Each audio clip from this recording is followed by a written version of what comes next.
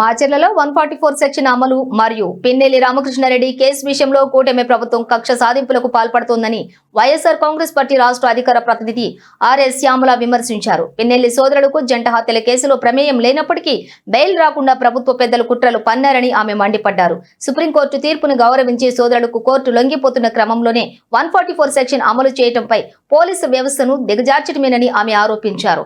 ఎన్ని అక్రమ కేసులు పెట్టినా న్యాయ వ్యవస్థపై తమకు నమ్మకం ఉందని, న్యాయ పోరాటం చేసి అంతిమంగా గెలుస్తామని ఆమె ధీమా వ్యక్తం చేశారు.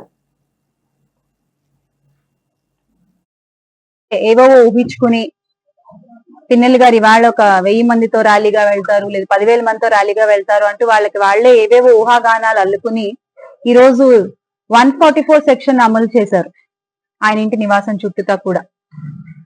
అసలు అలాంటి ఉద్దేశం ఏది కూడా పిన్నెల్లి రామకృష్ణారెడ్డి గారికి లేదు. మా మాచర్ల వైఎస్ఆర్సీపీ జిల్లా అధ్యక్షులుగా ఉన్న పిన్నెల్లి రామకృష్ణారెడ్డి గారు అలాగే వాళ్ళ సోదరుడు కూడా ఈ రోజున కోర్టులో మేము హాజరవుతున్నాము, మేము లొంగిపోతున్నాము అంటే కోర్టు ఏదైతే ఆర్డర్ ఇచ్చిందో దాన్ని మేము గౌరవిస్తూ మేము ఈ రోజున పలానా టైంకి కోర్టుకి హాజరవుతామంటూ వాళ్ళు ముందుగానే తెలియజేయడం జరిగింది.